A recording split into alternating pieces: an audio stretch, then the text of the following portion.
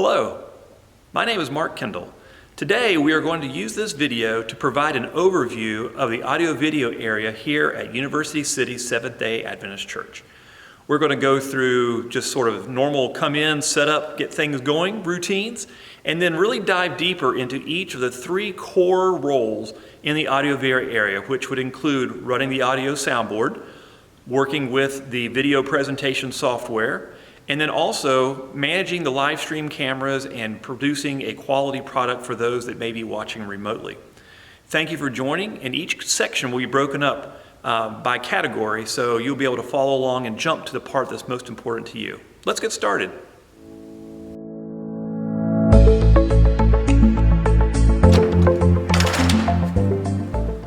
When coming in, the first thing we need is to get some light on the situation. We have a master lighting control switch here to the right as you walk into the sanctuary, and if you press the top button, it turns everything on. That's full brightness, full lights, everything in the sanctuary lit up and ready to go. While we are thinking of lighting, there is a lighting control panel here in the audio-video corner that can be controlled by the audio-video team. There are a number of buttons that have presets which are labeled on these tape strips here. Each of these presets can change the lighting to a specific setting as necessary. There are also manual controls available by flipping down the face of the control panel, and each of the lighting positions and what they are is labeled here, and you can adjust the intensity of the lighting up and down with the arrows by choosing a particular lighting group.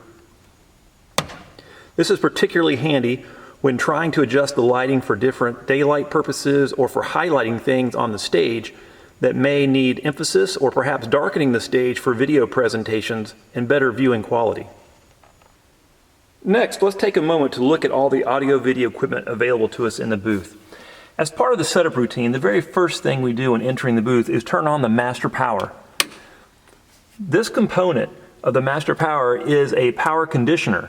Think of it as a surge protector for the entire audio-video corner. It includes power for our cameras, the live stream computer, the regular computer. Everything ties back to the power conditioner in this component here. Above it, we find a CD player. This can be turned on if needed, but generally it's left off, but it also is part of that same system. Down at the bottom, we also have an amplifier. This amplifier is used to power the speakers that are found in the foyer and in the kitchen.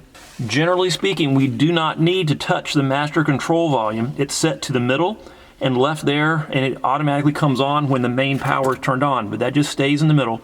If for some reason it was to be bumped or something was to rub against it and turn the sound off, if people are saying they do not have sound in the foyer or in the fellowship hall kitchen area, it could be that the power has been turned down on the amp.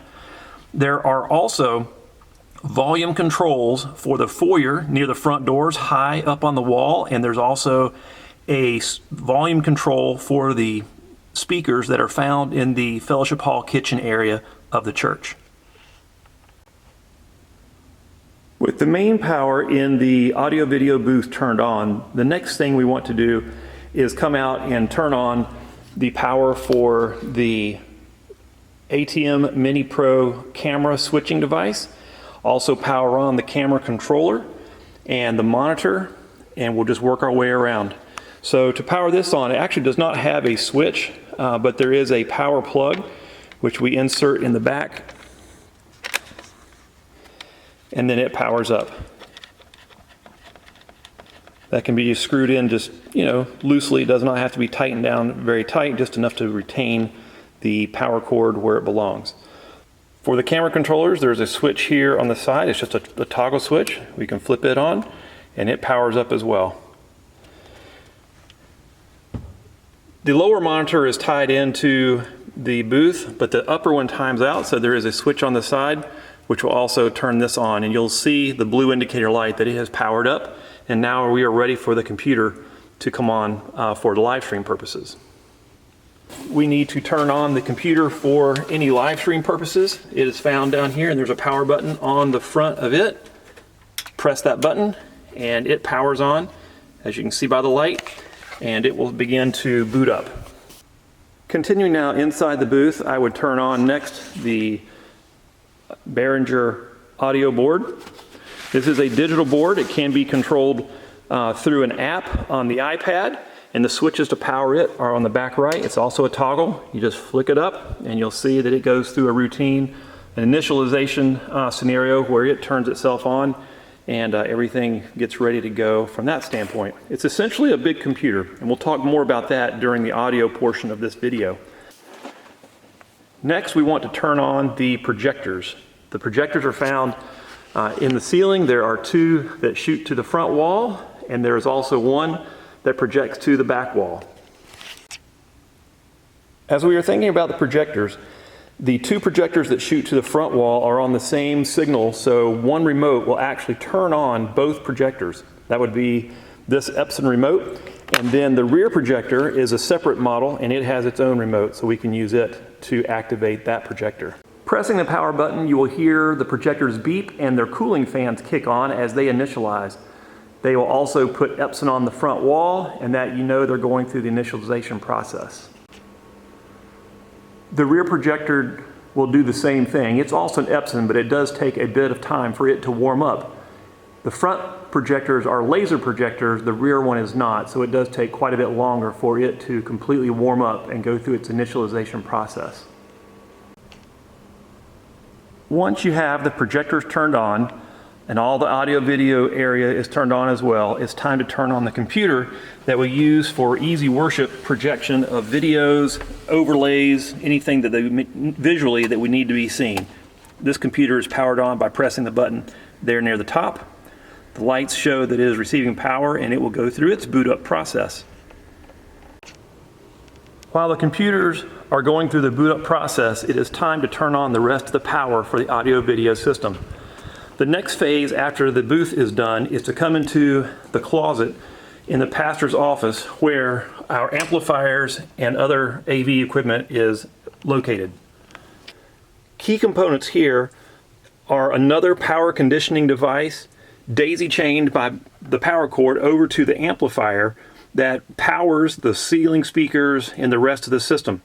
It's very important that these stay connected, as the power supply protects the amps from any power surges, from lightning strikes or other incidents. They are connected, which means that I can turn this on by the toggle switch. It powers up. It also automatically powers up the amplifiers. The reverse is also true. At the end of the day, when shutting off after a program, there is no need to ever touch the amplifiers. Powering off and on this entire closet right here is the only switch we need to deal with. Lastly, in turning on our equipment, we do need to power up the subwoofer, its own source of power, and all of the receivers for the cordless devices, cordless microphones, the cordless headset, the input for monitors for our singers and musicians. Everything on the stage gets powered out of this one power strip, which is also has a surge protector in it, and it powers in simply by plugging in this, and you'll see then that the devices all begin to power up and be ready to go. Now that you have an understanding of how to come in, light up the building, turn the power on for everything in the AV booth, including the power supplies in the pastor's office and the equipment that is on the stage itself, we are ready to dig into the specific roles for the audio video team, which would include running the cameras for the live stream, working with the computer for any of the presentation purposes, and of course running the audio so that everyone has a pleasant worship experience. Let's dive into those three areas now. Let's start our discussion with the live stream camera operator. For this position, we log into the live stream computer, and there's two applications that we need to load. The first is to launch Chrome so that we can get to our YouTube channel and begin a program. The second is going to be the actual live stream switching software for the Blackmagic ATM Pro.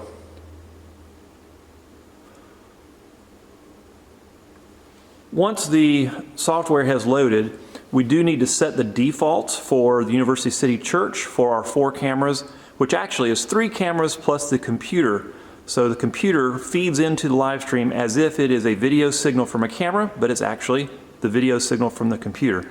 So to load the settings for University City, we go to File, we click on Restore, and then we select from January, when this was set up, January 12, 2023 is actually the setting that we use.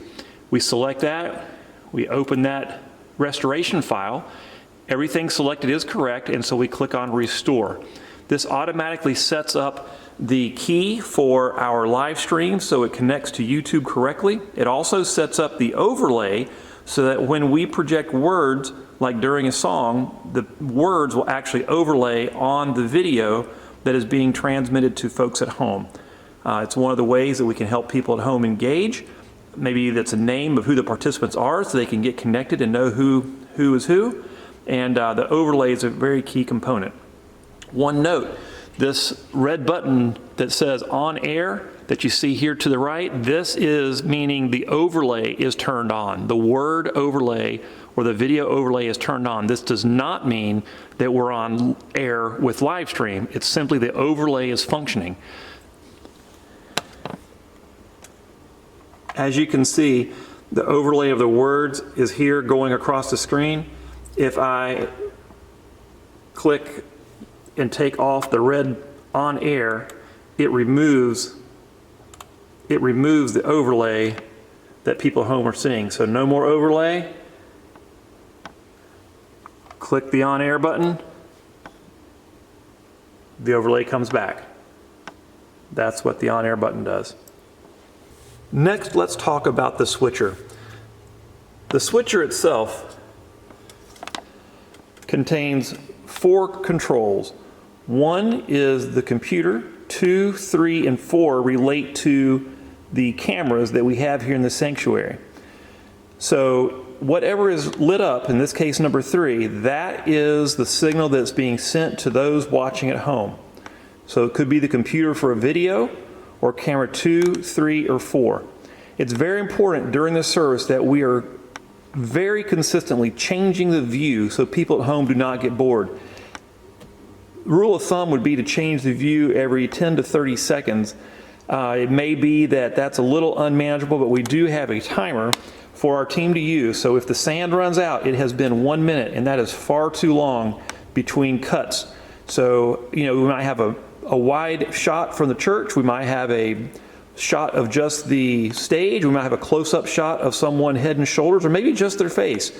But as one view is being viewed by people at home, the camera operator should already be setting up the next view. And as soon as that next view is set up by the camera controls the way it needs to be, we would make a switch to the next view so that people at home are constantly getting a different view. Think, if you will, of videos that you watch today, commercials, TV shows, movies. Everything is cut, cut, cut, cut. It just never stops. And so for a camera operator to be effective and engaging for those watching at home, we have to always be setting up our next view, the next view, the next view, the next view.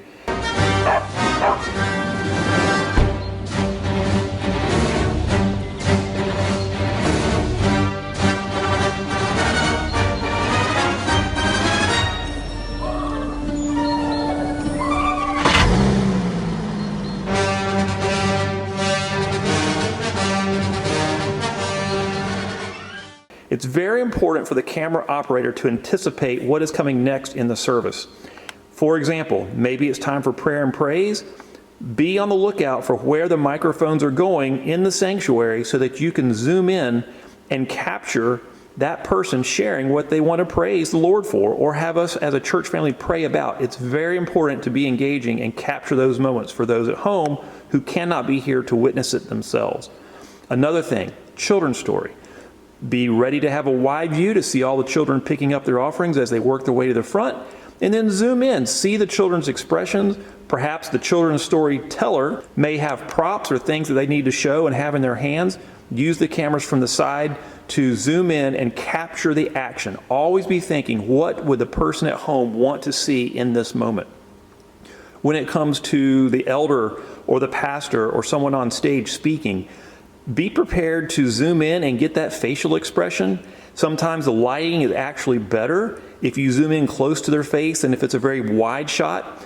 We do have a challenge in this sanctuary where the walls are very light in color, almost white. And if people are wearing a dark suit or a dark complexion against that very bright wall, it's hard to get good color balance even with our quality cameras because of that contrast between the light and the dark. A close-up shot of their face or head and shoulders can oftentimes be a much better viewing experience because of the better lighting that you get in that type of a presentation. While we're talking about the cameras, you'll see here that they're numbered 1, 2, 3, and 4. That correlates. Our cameras are numbered 2,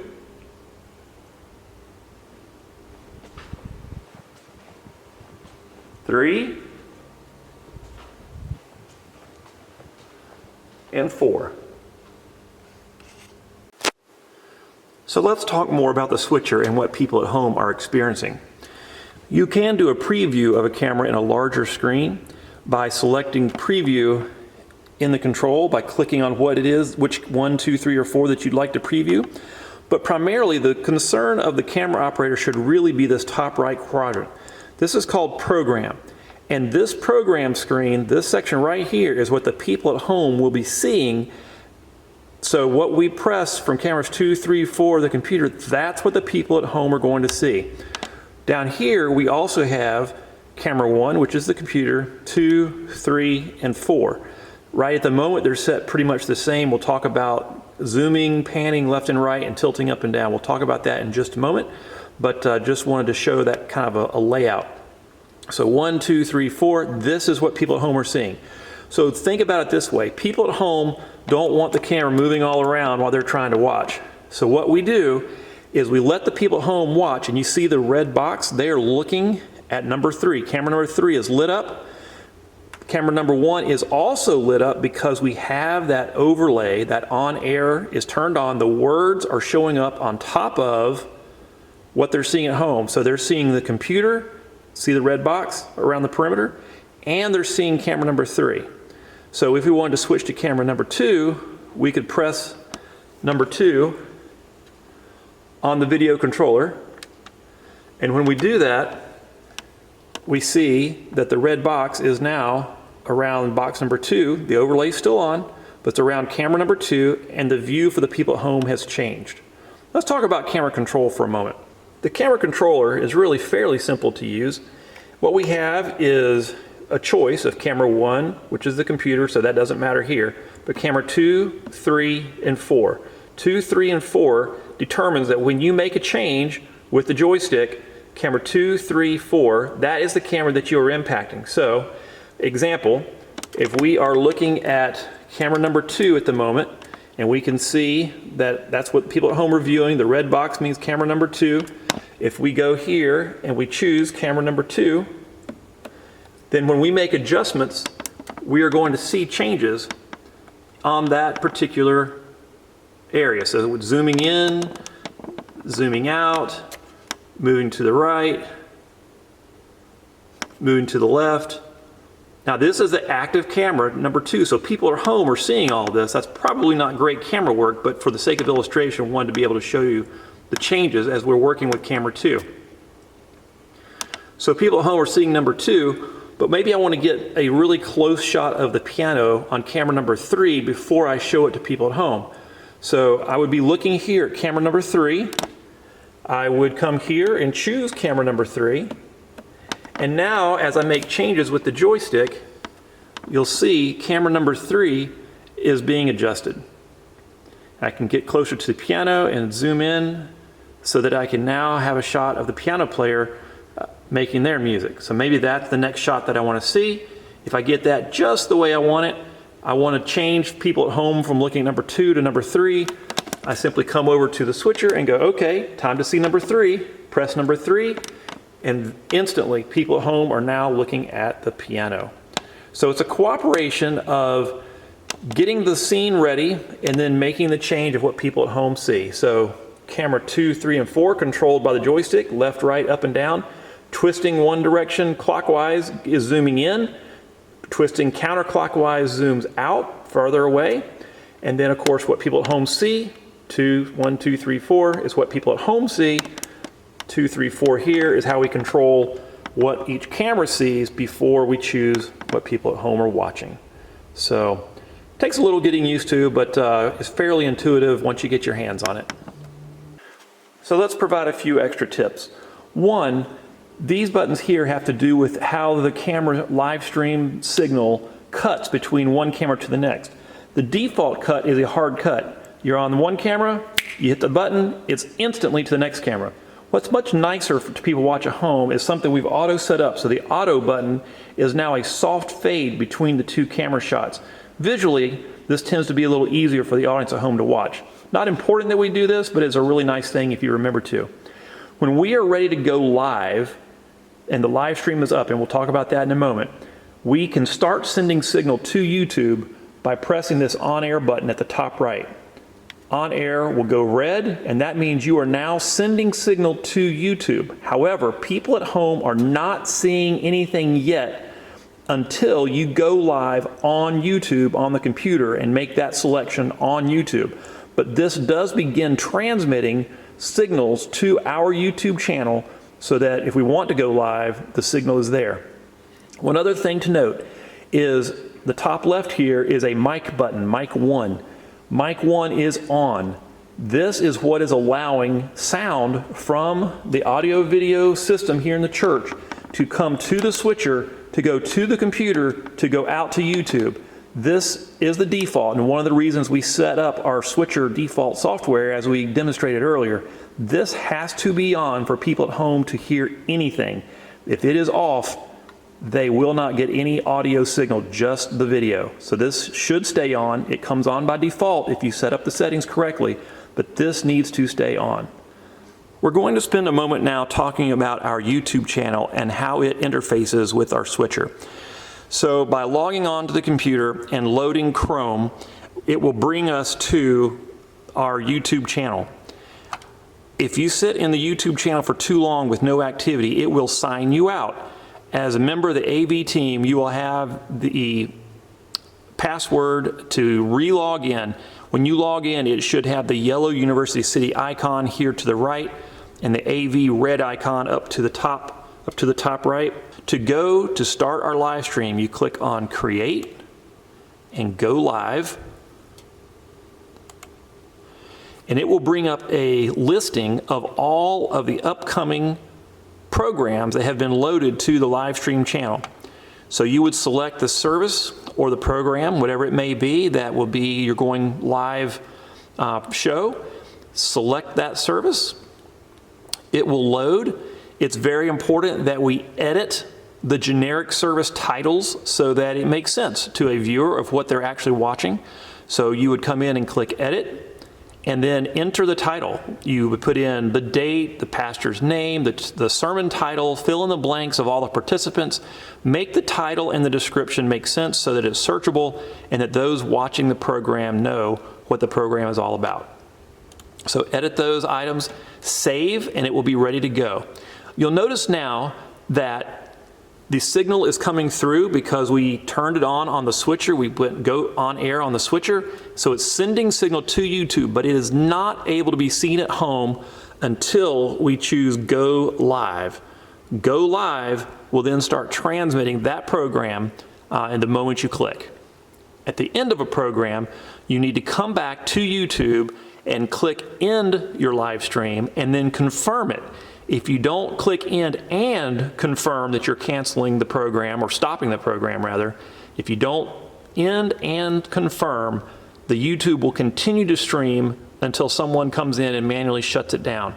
It could be hours and hours and hours, or even days in some cases if no one catches it. So it's very important at the end of a program to hit End Stream and confirm. One final note on ending the stream. There is a buffer in YouTube where they capture the video that's being transmitted, and it buffers for anywhere from 30 seconds to 2 minutes, has been my experience. You must leave the live stream going even after the benediction and everybody's walking out until you see the final postlude video, or you see the end of the service show up here on the YouTube channel. Not what's happening in the sanctuary, not what's happening live in the room, but what has YouTube had the chance to transmit. Once YouTube gets to the finish line, then we can go and turn it off. If you were to end the live stream before the final benediction, prayer, postlude, whatever activity. If you shut it off before it shows up in this stream, people at home will lose those final minutes of the program and not be able to see it, and it'll be lost. We can't recover it. It's not saved to the YouTube channel. When you shut it off, it actually stops the buffer right where it is. So it's very important to let the program play out on YouTube before you end the program, regardless of what's happening actually in the sanctuary. Let's talk a little bit about some of the settings as well.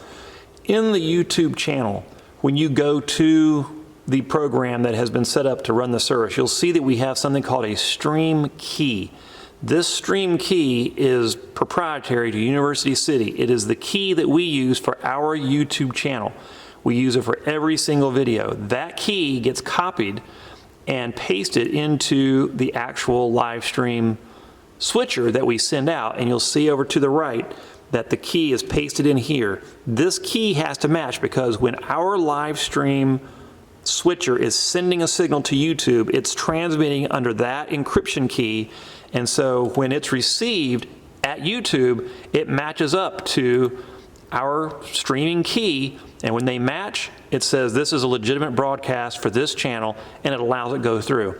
If someone is utilizing our service, our sanctuary, our equipment that's not us, and they want to broadcast to their YouTube, they will need to log into their own YouTube, copy out their key, and then come into our live stream and edit this key in the live stream switcher software environment. They'll need to put their key in for their live stream, and they can run from there. They should not save and overwrite our settings, but they can save that key for this particular live stream. As long as they don't save and overwrite our default file that we load, not a problem. But those keys are very important. It is unique to University City. Something else that comes to mind when we're talking about controlling our cameras. So the joystick obviously is the position of the cameras and also the zoom in and out. But we have some controls for exposure, for lighting. We can adjust the gain, we can adjust the shutter speed, the gain, the iris, which is the opening, how much light is allowed through the lens, and also the speed of the pan, tilt, and zoom functionality. These three settings, you're welcome to try and adjust these any way you want to see how they work, but know that when you're changing these, and these also have push buttons to select, they push and twist these buttons, multi-function switches. When you are making adjustments, it's only adjusting the camera that's selected. So right now, camera 3 is lit up, so any changes I make are going to be for camera 3. If I go to camera 2, I can make more adjustments. Camera 4, more adjustments. So again, I say this because sometimes we have hard lighting situations, or even with the zoom, there's focus and zoom here. It's usually set to autofocus, but things like Christmas lights, for example, drive the autofocus crazy. Or sometimes someone's standing at the pulpit, the camera wants to focus on the front edge of the pulpit, not the pastor's face. Maybe it's moving back and forth between the pastor's face and the pulpit, back to the face, back to the pulpit. Those are things where you might want to turn off autofocus and focus it yourself, or if the lighting is very strange, try and get those adjustments made so that lighting is better. We see challenges with lighting, perhaps during a baptism where the window is very bright behind the participants. You might have lighting challenges when you have someone wearing very dark clothes or dark complexion against the white wall. You might have lighting challenges with the Christmas lights. Anyway, it is not a problem to adjust any of these as you see fit, and you can see changes to the settings in the camera control window and certainly see any effect that you have made. You can witness that in the preview screens here on the computer monitor. Another consideration of doing the live stream is, what does the stage look like? As you are setting up for live stream on a Sabbath morning, consider the stage. Is the piano unwrapped? Are the music stands and microphone stands in place where they should be? If not, or if you have extra equipment on the stage, it should be removed and placed in the back hallway or out of sight so that it is not distracting from the visual experience. At the end of a program, it is the camera operator's role to stop in the stream and confirm, exit from YouTube, exit from the switcher software, and then power down the computer as needed. If there are updates needed, then that is not a problem, but you should always come in and do power, and then update and shut down. Let the computer shut itself down. Don't just turn it off. Let it go through the normal shutdown process that helps preserve file integrity and operating integrity of the computer. After turning off the computer, we also want to turn off the cameras so that they're not left on indefinitely. The video cameras in the sanctuary all share the same frequency, and this one remote not only can control the cameras, but is the power off and on. We have discovered that the cameras being spread out as they are across the room, cameras 4, 3, and camera 2, that if we do stand at the corner of the booth and hold down the red power button, pointing them at the cameras, if you hold down the button for several seconds, then all the cameras will begin to go through their shutdown cycle. If one camera gets missed, you may have to hold the remote very close to that particular camera to get it to shut down fully. It's important that we do the shutdown, 1, to preserve power, 2, not to just have the cameras on the whole time, but when a camera goes into its shutdown position, it goes face down. As you see this one, it's tilted down and toward the wall. The actual camera head itself, this keeps dust from accumulating on the camera lenses and helps keep them clean. So save the power, save the cameras, put them in the right position, shut it down on your way out.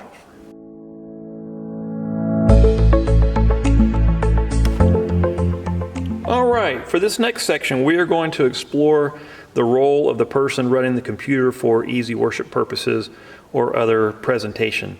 So assuming the computer is turned on, we come down and we simply load Chrome. We also, the little blue triangle is our easy worship icon. We load those two applications and it just takes for a moment for them to populate. So why do we load Chrome? Chrome has default tabs across the top for Planning Center, which has our order of service and participants listed. We have our Dropbox folder, which automatically logs in. This is where we can download the weekly countdowns or other material that's been loaded, pictures, things that need to be displayed for the weekly service. There's a Google Drive as well that we can log into that has many of the archived AV files, things of that nature.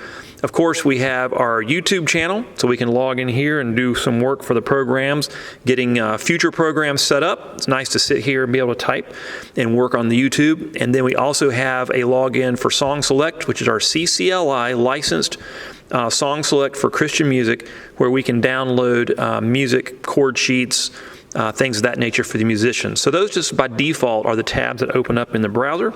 It's nice to have that available. But most of our work is actually done within Easy Worship.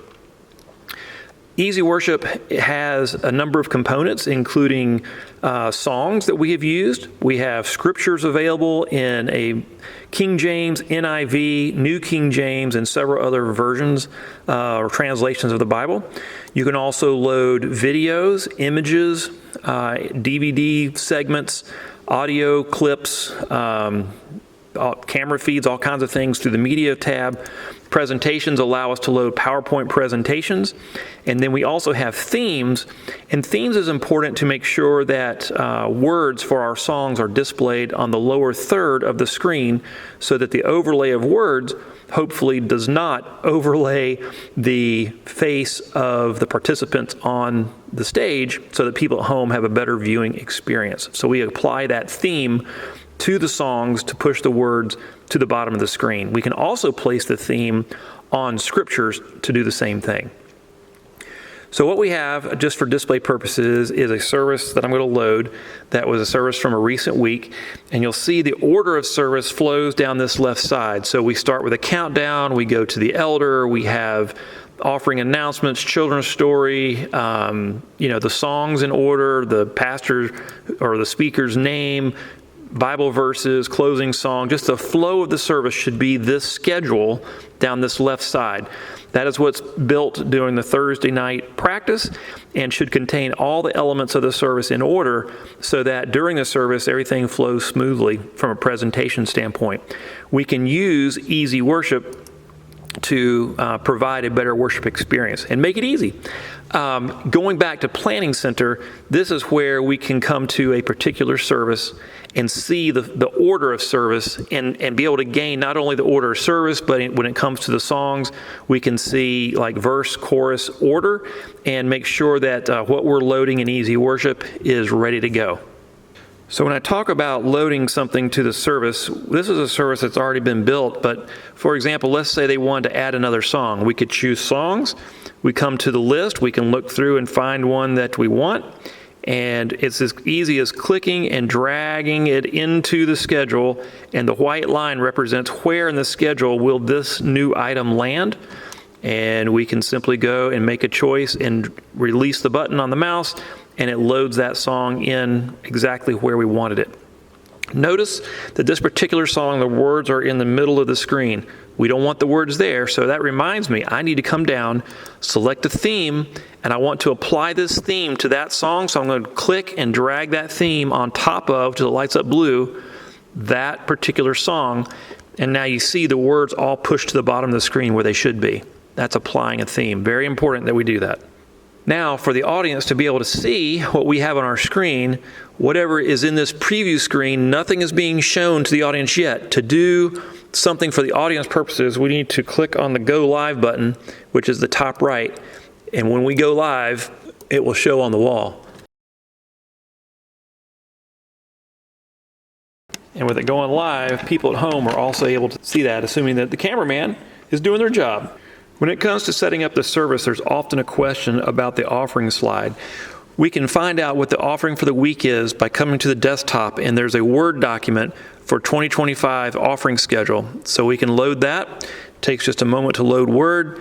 We can scroll to the appropriate date. And with the appropriate date, we can then see that it could be for local church budget, Adventist television, church budget again, conference advance, world budget, whatever it may be based on the date.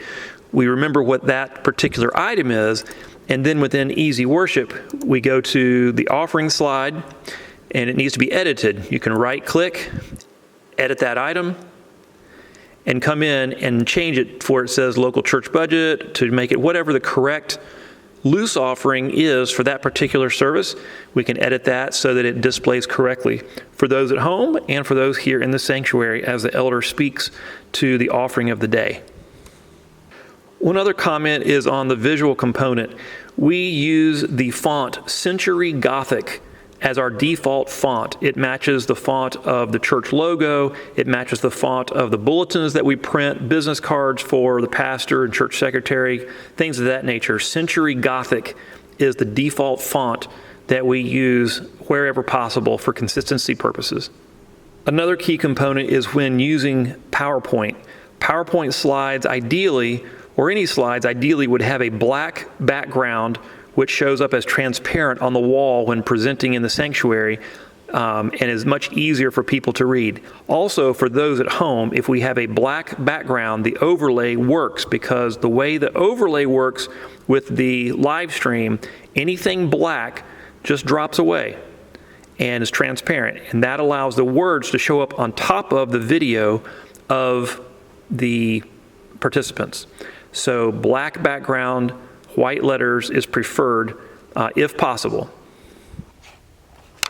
Oftentimes we have a presenter or a pastor who would like to do a slideshow and they would like to control the slides. We do have a remote control that can be used in conjunction with Easy Worship. This is we actually have two, but this is the one that's most preferred. It does have an on-off switch, so it needs to be turned on. Always check the battery level and make sure that we have full battery. We don't want a presentation to have an issue if the battery dies. So turn it on and check the battery. From the end, you can also pull out the USB receiver so that that transmitter works. This receiver plugs into this remote USB port when it's ready to be activated. Plug it in, takes 3 or 4 seconds, it will sync to the remote control, and then the person presenting has the option to move back and forth between the slides. I do advise that you do not plug this in until the person is ready to start their presentation. And when you do plug it in, take the mouse on the computer and park it maybe at the top of the screen in some neutral place so that if they click on something by accident, it will not launch something they did not intend. But I do not plug this in until the pastor or someone is actually ready to start their presentation, because they could inadvertently jump the slides around. If you're in the middle of a song service, they could advance to the next set of words by just touching this in their pocket by accident, not even meaning to. So just for the sake of the service, I do not plug this in until they're ready to go. But as soon as I see them getting ready to start their presentation, plug it in, and everything should be great. Let's talk about a few more components of a good, easy worship program. One of the things we have done here at University City is list our most common participants, the pastor, the elders, many others, as songs within the Easy Worship database. So the system thinks it's playing or displaying the words of a song, but in reality it's not a song, it is the participant's name. So you'll see here we have Pastor Sergio selected on the screen. You would have his name to the right, and you also have our church logo that's been applied as one of the media overlays. So you have the church logo, Pastor Sergio's name, and that way those at home will know who the participant is. So as a user in Easy Worship, you'll see down the song list, we have a number of the elders. So we've got participants like Brian King, Carolyn Kendall, Chris Grissom, Sergio Quevedo, Donzel Clear. There's just lists, name after name after name of our people who most often are up on the stage. If you need to edit one for a particular service, that's not a problem. Any edits done in the schedule stay in the schedule and do not impact the permanent database found in this lower listing. So feel free to edit anything in the actual schedule for that particular program. Let's talk about running the words for a particular song and the correct way to do this.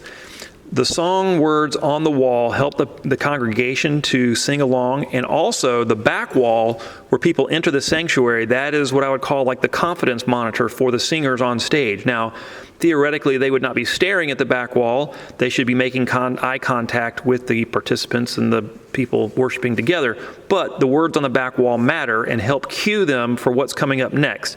It's very, very important that whoever is running the words for the songs, whoever's sitting here at the Easy Worship station running the service from a visual standpoint, that you lead the singers by at least a syllable, perhaps a whole word, as you get to the end of each phrase. So as we're looking at this particular scenario, great is your faithfulness, O God, before they even say God, you'd be wanting to press the down arrow to move to the next slide. You wrestle with the sinner's restless heart, already be to the next slide. You lead us by still waters into mercy, already to the next side. Be anticipating the end. It's very easy to get caught up in the music and to get caught up in the words and get to that final word and not have the next slide in place. People read much more quickly than they speak. So we have to anticipate and be aware of getting the words on the wall before they're needed, not as they're needed or after they're needed. If it's getting up there just in the nick of time, that's too late. We need the words up there so that we can anticipate what comes next and keep the momentum going. Another key point, if anyone asks, is around PowerPoint presentations and the slides and the images that we use. Our projectors are set up to display in a widescreen 16:9 format. The old standard 4:3 kind of square looking screen will work. It just doesn't look good, and it does not transmit to those at home well, and would be avoided at all, if at all possible. So PowerPoint presentations should be set to that 16:9 widescreen, as are any images, announcement slides, things of that nature. Videos that we shoot, everything is in 16:9 format for the presentations in a 1080 resolution. We are shooting 1080 now with our cameras. Our live stream is 1080. The projectors are 1080. Everything at this point is set to a 1080 resolution, widescreen 16:9 setting. There are times when this computer does not want to connect to the projectors the way that it should. You have a couple of options. You can certainly come in and do a restart. It may take multiple times of just doing a complete restart, shut all the software down and do a restart and see if it will find the projectors. The projectors do have to be on. Something that triggers that quite frequently is forgetting to turn the switcher on, and when the switcher is turned on, it can interrupt the feed that the video card in that computer is receiving, and you'll have to go through the process of restart to get the computer and the projectors to talk to themselves again. So try and remember to turn on the switcher and then the projectors before you turn on this particular computer to save yourself the headache. Should you have the headache, you can do the resets. You can also turn the projectors off and back on using the remotes. Sometimes that will work. Other times there's also balins or transmitters where we are converting the HDMI computer signal to the monitors to a Cat6 cable. They go up to the ceiling, and there's receivers in the ceiling that convert the Cat6 signal back to HDMI into the projectors to present whatever it is onto the wall. There are reset buttons on beside the blue plugs to the right of the blue Cat6 cables that can be pressed and released to reset the balins, and perhaps that can help the computer find the signal that it needs to function correctly. Do not unplug the HDMI cables when the balins are powered on. You can absolutely fry the balins where they will not work, and they'll need to be replaced both here and in the ceiling if that happens. As with the computer used for the live stream services, at the end of the day, we simply exit the software that we have loaded, save any work that needs to be saved, and then we go to the actual power down in Windows. So you select power down. If there are updates needed, do the updates and shut down. While this is going through its process, do not turn off the main power switch to the whole booth, or you will shut off the computer before the entire update and shutdown sequence has been done. So do not turn off the main power until the computers are off, the board is off, the computers have shut down and gone through all their updates. All right, now we're going to discuss operation of the X32 Behringer digital soundboard. I am not an expert on this, but I will share the basics here, and then much more can be studied and learned from those that know far more than I. But just to give you the basics, powers on to the back right, as we shared earlier, can be controlled by the iPad app. Our participants, musicians, can also have monitors in their ear that they can control the mix that they hear in their ear using an app also. So a lot of functionality here being a computer. When we first turn it on, a couple of things to note. The main volumes always go to the bottom, so they're completely silent, no sound coming through. So you'll want to put that back to the unity position, basically the 0, so that's centered over the 0 for just standard volume. You also have other controls we're going to go through now. So the way the board is organized, you can view in the computer screen different components. So each one of these areas that's outlined with a little black kind of shading is an area that you can view and control, manipulate using the knobs and the monitor that's built into the deck. This being the whole deck, working deck. The organization that we have today, the channels represent inputs to the audio-video system. So this first bank of channels, by selecting this first button in green, you'll see these are our vocal inputs. So we have a vocal for the piano, we have a green mic, a red mic, a blue mic, a brown mic, a white mic. We also have the pastor's headset. We have another headset, often used by an elder perhaps. And then we have inputs for pads, which could be an iPad, a phone, pad sounds, and also click track if needed. Those are here as well if needed. That is all on this first bank of channels. That's channel set number 1 through 16. The next bank of channels, if I press number 2, these are our instrument inputs. And so we have, from the left side of the stage, an unused channel, but we have the piano, we have bass guitar, we have another unused channel. These 4 represent the 4 inputs that are found on the left stage box where all the cables go in to plug into the floor. There's L1, L2, L3, L4, meaning the left of the stage, those 4 inputs, and they are labeled in the boxes up on the stage. Then we have the right box, R1, R2, R3, R4, and they're labeled as drum kit, acoustic guitar, and then 3 and 4 are just unlabeled because we don't use them very often, but they are available if needed. So left, 1, 2, 3, 4, right, 1, 2, 3, 4, and then we have center, 1, 2, 3, 4. The center we are not using today, except for we do have video, which is a small microphone by one of the front pews to pick up some of the ambient sound in the room to make it feel more lifelike and more real sound. That's what that microphone is. And then 1, 2, and 3 are not used at this point. but in the past we have used the center box 1, 2, or 3 for a pulpit microphone when not using a cordless mic or the cordless headset that the pastor uses. So there is a place to plug in microphones in the center of the stage under the little cover where the input boxes are. So left 1, 2, 3, 4, right 1, 2, 3, 4, center 1, 2, 3, 4. Your volumes for those each individual channels are adjusted by these sliders, and depending on what rack you're looking at, you have different volume settings. So vocals, volumes, instrument volumes as needed. That's just adjust, for whatever you need.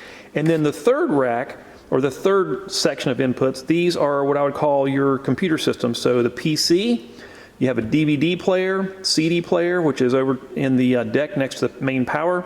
You have an input for an iPod or a phone, which is a separate little jack that is located on a pigtail just laying loose over where the headsets are. There's also a USB input, which I don't know that we've ever used, but it's there if we needed it. So those I would consider to be computer or digital inputs. So we have vocal inputs, microphones. 2 is instrumental inputs. 3 are the computer inputs. One more note on the computer type inputs. They typically are stereo sound, where the rest of the audio is not stereo. And so because it is stereo, you have a left and a right input. So these are linked together so that if you move one slider, it moves both, left and right together. So left and right for DVD, left and right for iPod, or phone music coming off your phone, left and right for the PC, the computer.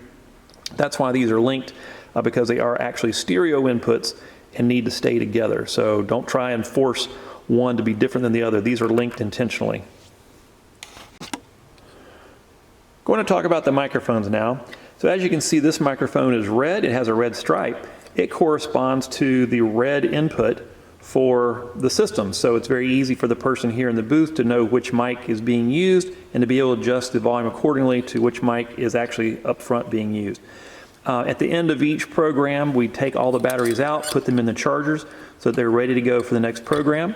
To reinsert the batteries, you can see there is a plus and a minus listed in the battery case here. Plus is the pointy part, minus is the flat part. I'm sure that's the technical language, just in case you're curious. Press those into place, close that, and then you can screw the handle back on. This does not need to be tight. There is no bonus points for tightening this as tight as it can go. Snug is plenty. Not even snug, just put on. The red button to the right is the power. So you press and hold, it will go off. Press and hold, it will go on. The button to the left is for syncing this transmitter, this microphone transmitter, syncing it to the receiver that is found up on the stage in the receiver box that we powered on earlier. Really no reason to ever touch the sync button. That should be left alone, but the power button is here. There is also a mute button on the microphone itself, and you can see if it slides down, there's a little yellow dot that says you're muted there, but you also see a yellow dot on the bottom of the microphone. This yellow dot does not mean the battery is dead. If it was red, red is dead. Red means the battery is gone, or no light at all means the battery is gone.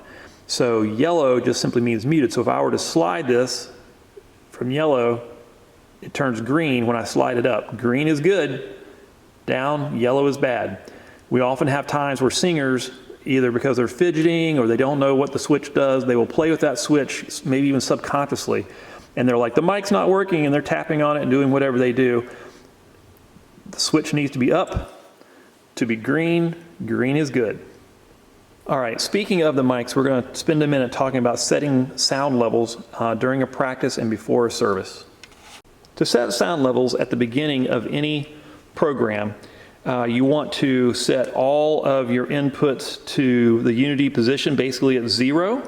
You want to set your main volume at 0, your settings for separate, we have groupings here for volume of vocals, instruments, everything that you're going to be using set to 0, and then one by one, systematically go through every input and equalize them out so that the main volume coming out on average, we try to aim for like a -30 on the little scale that you'll see here. We'll zoom in on a second, but any rate, just wanted to show, I'm going to use the red mic, so I'm going to unmute the red mic.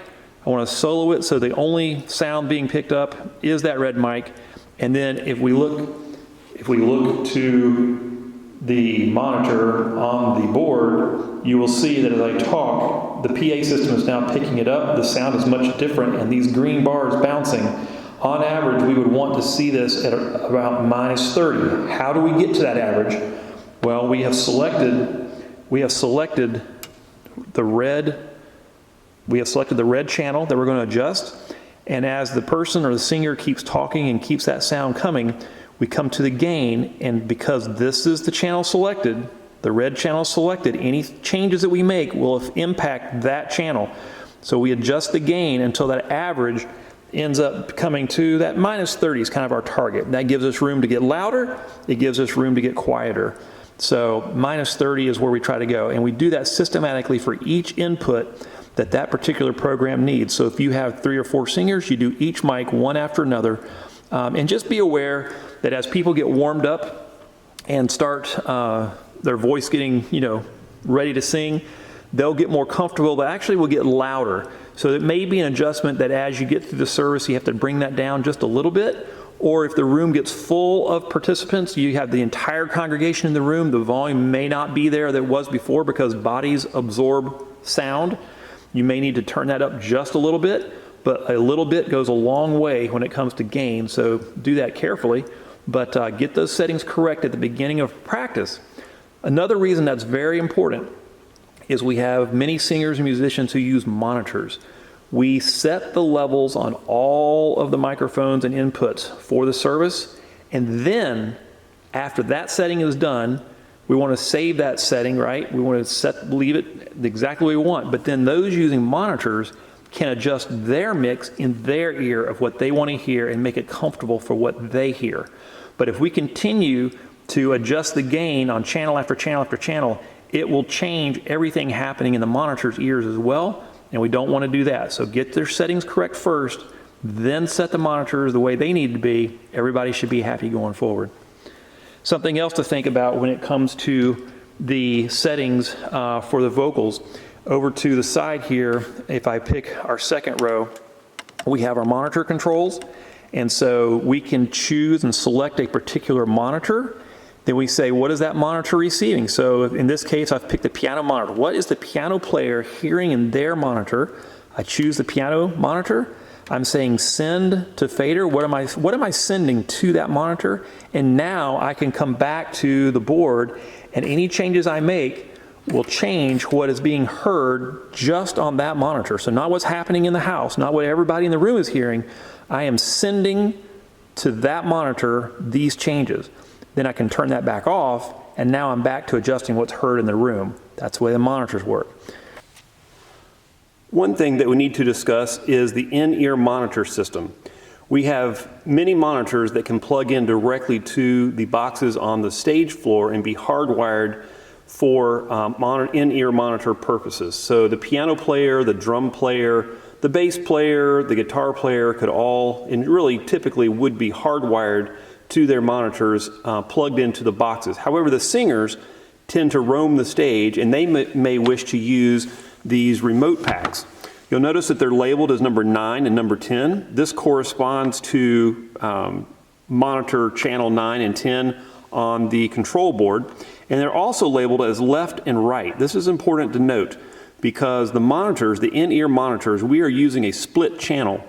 So because the in-ear monitor is mono and not stereo, that gives us the ability to have one receiver but use 2 in-ear monitors. 9 is set to left, 10 is set to right. And this is important because on the side of the device, on the receiver, you'll see that the balance is turned all the way to the left for 9 left, and the other is turned all the way to the right for 10 right. So looking at the little indicator dial, and hopefully you can see this okay, 9 to the left, 10 to the right. If they were both turned the same direction, then they would both be getting the same in-ear monitor feed, and it may not be what that singer wants. If the singer wants to hear more melody or wants to hear more harmony or whatever mix they want, if they're set to the same, both to the left or both to the right, then that's going to create an issue. But set independently, we can have two on the same channel, one on the left, one on the right. To get this grouping of channels split to work, when turning the device on, you squeeze the sides to get into the device. This is where you would load the batteries, and we'll show you that. So we load the batteries as indicated in the box. With the batteries in place, there is a button to the left that says group. This group button needs to be held down while the power is turned on. And as you turn it on and hold down, then release, you'll see there's a little blinking dot to the side of the number as it searches for a channel. So again, if you just turn it on, it's not going to get the 9, 10, left, right, and you won't see the little blinking dot. So hold down the group button as you turn it on and release, and the little dot shows up in the corner by the number. If you've done this and you see the dot, you've done it correctly, and it will work perfectly as an in-ear monitor. Then of course you can close the device, and the user can adjust their own volume. But if it ever gets turned off, you have to hold that group button down and turn it back on to get it to work as it should.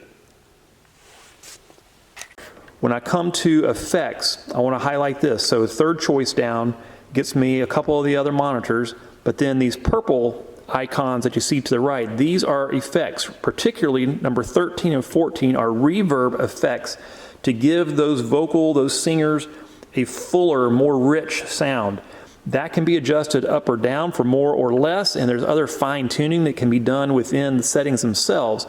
But I say that because we have a differentiation in our microphones. So if I'm thinking about the microphones, piano, green, red, and blue, these are set up as singers microphones, and they do have the reverb effects applied to those 4 channels unless the reverb effect itself is muted or turned all the way down, right?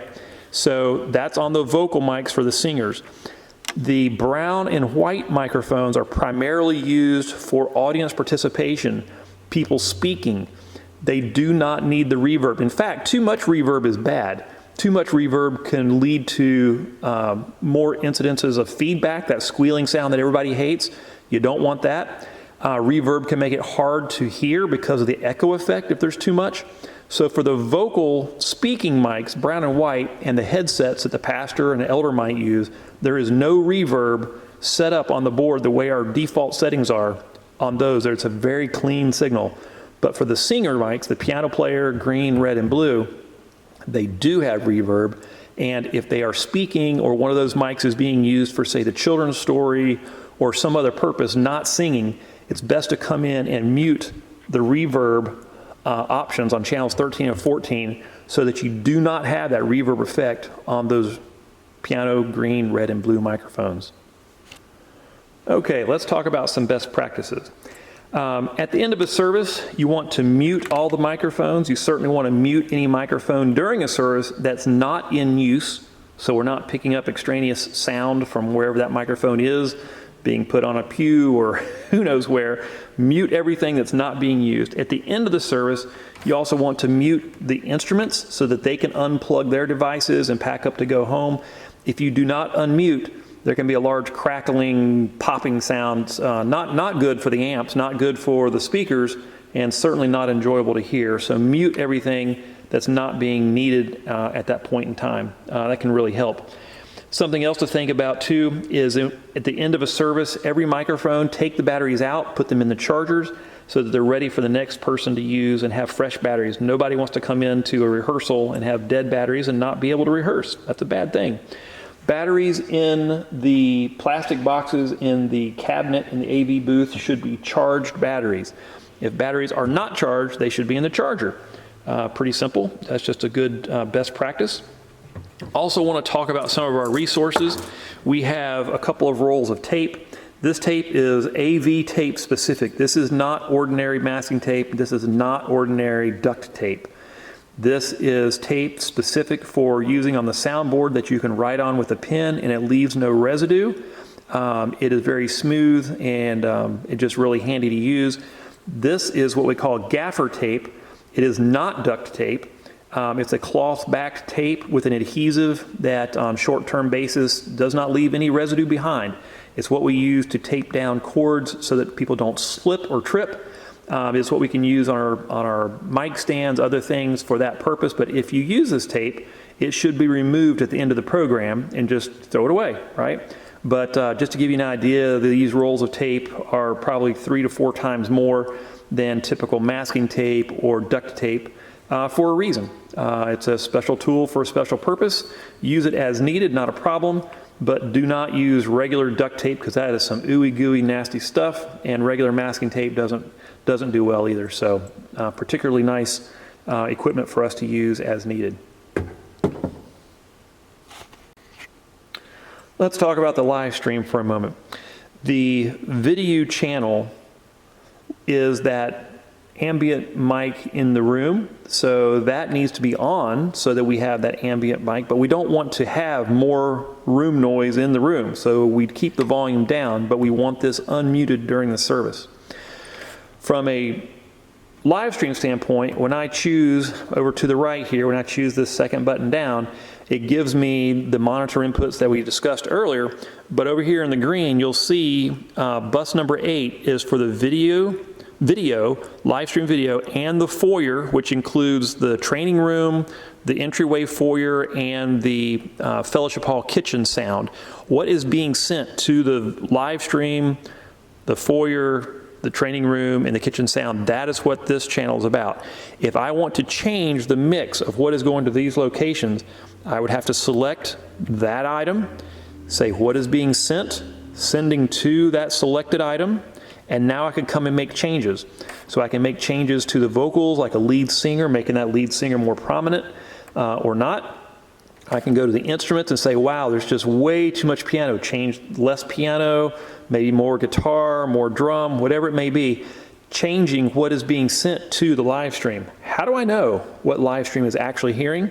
That is what these headset is for. The headset plugs into the monitor box for the live stream. It has its own volume. That headset really should only ever be plugged into the live stream box. There is no reason to plug it into the board itself because you're in the room. You can hear what's happening in the room. You don't need a headset to hear what's happening in the room. You're in the room.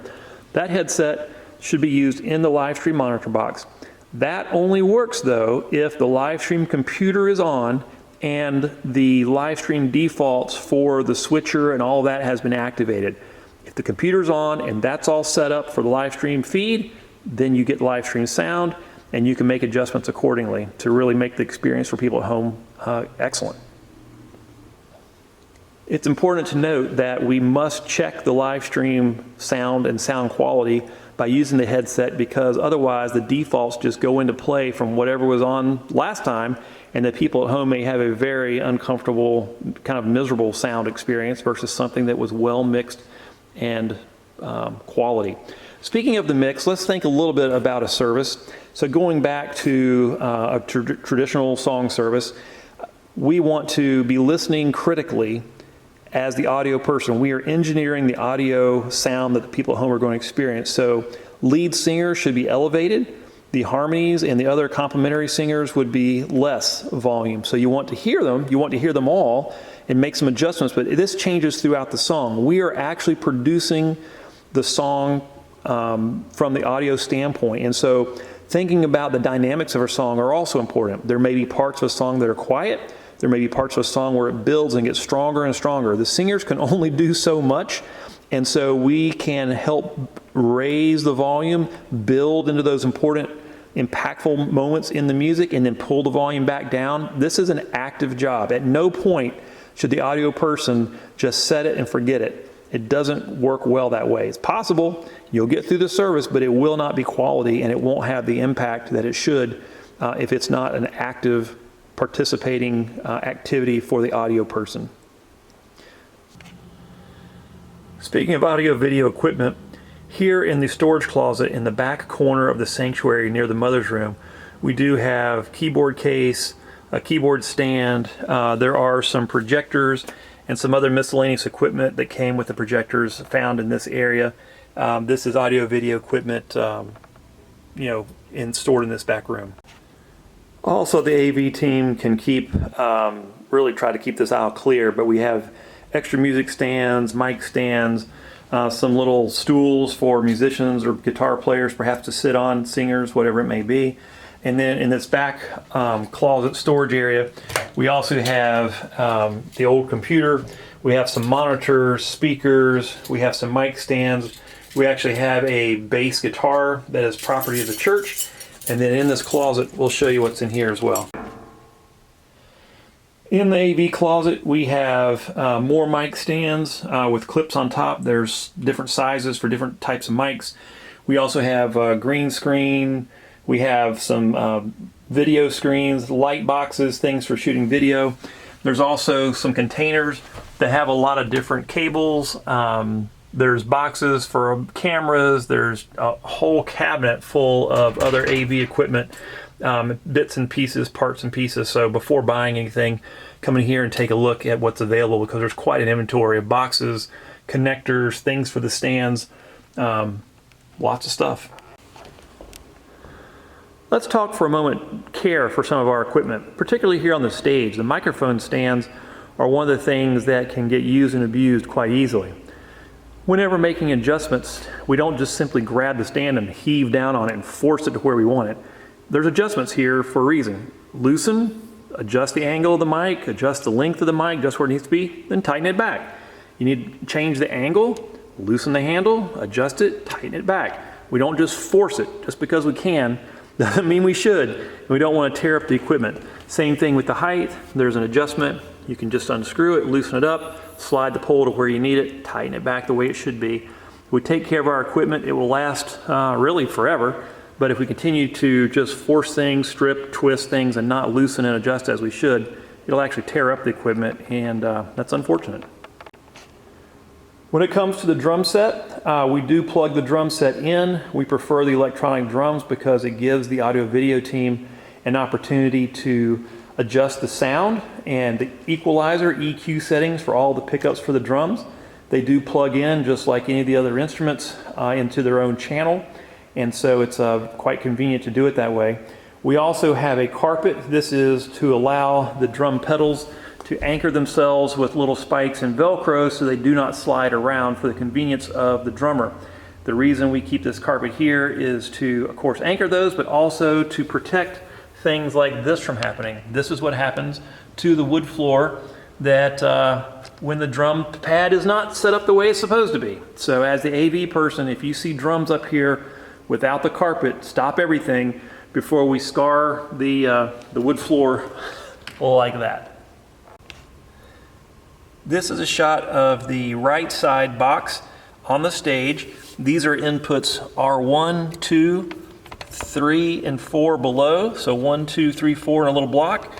And then on the right, these are the monitor feeds for the drummer and for the guitar player traditionally.